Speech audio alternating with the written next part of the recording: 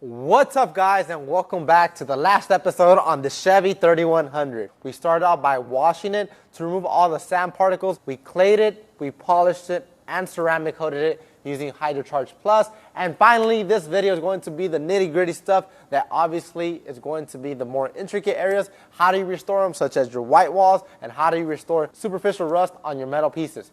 Before we get started in this video, don't forget to hit that subscribe button. Let's start off by talking about me wiping down the grill using Swift Wipe waterless wash. This truck has been taking us several days to do, from polishing to ceramic coating, and obviously it has been sitting here in the garage. So even though the truck might look clean, it's always good for us just to wipe down the surface before we use any type of polish. Just like this, we can ensure we won't scratch the finish and we have a true finish once we're done. So that's why I went ahead and used Swift Wipe waterless wash. Not only that, is because I want to show you guys at home right now that just by using a quick detail spray or a waterless wash, you're not going to be removing superficial rust away from your metal pieces. To start off with, I went with light metal polish. The reason being, this truck is severely old. The metal pieces are not that tough anymore, and I do not want to install scratches or swirls on the metal pieces. Now, what's the difference between light metal polish and heavy metal polish? Heavy metal polish contains micro abrasives, while light metal polish does not contain any abrasives. It's just going to clean it, shine it, and protect in one easy step. Now, if you do have severely oxidized metal piece that does have scratches and swirls as well, go with heavy metal polish. But in this occasion, I want something so delicate that's not going to ruin the finish of this metal piece, but restore back the shine. Now, there's different types of ways you could actually apply light metal polish. 1, you could use a dual action polisher.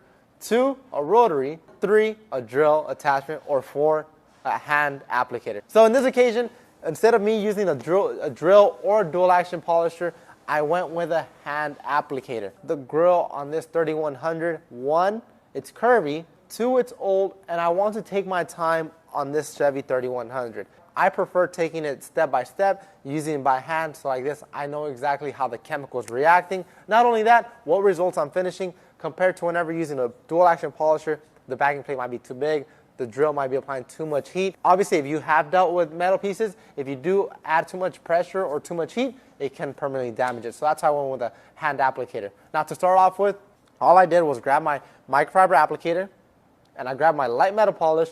I applied 2 lines on the surface. I went to blotch it out. I started working in side to side. And obviously, you guys are going to see that I was putting some type of elbow grease to remove this superficial rust on this metal piece. Now, I would rather have elbow grease involved than using a super harsh chemical on a metal surface that I do not know how it would react. So that's why I went back and forth. I applied a little bit to moderate pressure and just going back and forth, letting the product do its job. And if I did need more, I would come back and apply more and just keep going. And just after I finished rubbing it on for about like 1 minute to 2 minutes, I came back with my microfiber towel and buff off the residue. And wow, the results were there.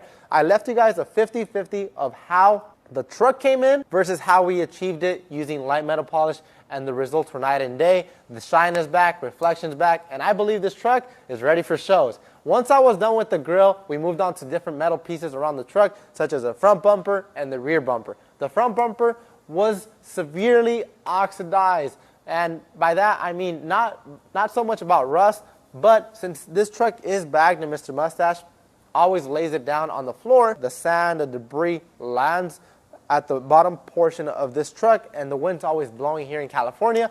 So what ended up happening is it started doling out the metal pieces. So light metal polish not only helped me remove the superficial rust away from the finish of the metal piece, but it also helped me revive the shine back to how it once looked. Then after I did the front bumper, the grill, we went to the back.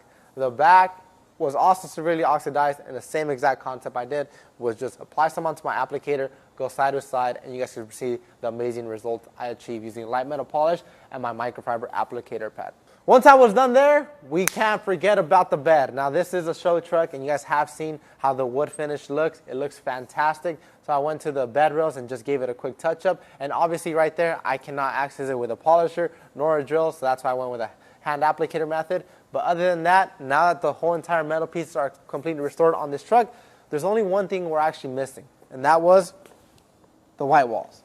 The white walls are going to be an eye catcher. Whenever 64 Impalas, lowriders, or anybody that has whitewash, the first thing you guys always see on those cars is going to be the whitewash. If your shoes are thrown off, your whole outfit's going to be thrown off. So same thing as your tires. The tires were a little bit dull. They were a little bit yellowish. So that's why I went ahead and used Lightning Fast. Now Lightning Fast is actually a stain extractor that can be used on fabric surfaces, carpets, and interior, as well as your garage, as well as your home. You could use it throughout your whole entire upholstery. You could also use that on white wall. So what I did, I paired it up with my nifty brush. I sprayed some onto the white wall, and I just started agitating it. I basically let the product do the most of the job, and I started rubbing all the white wall, and immediately you guys can see how I brought it back to white. So if I actually rub my fingers on here, there's no type of gunk coming off onto my fingers. Now that the white wall's truly clean, this is when you get to choose whether you want to apply a dressing to it. But this tire already had Hydro Shield on it, so I didn't need to apply any more dressing. I like this look, this more natural finish to it. It's a show truck. You don't want something too shiny, especially on white walls. And just like that, I achieved amazing results on this Chevy 3100. This truck came in dirty and is leaving protected. Just kidding.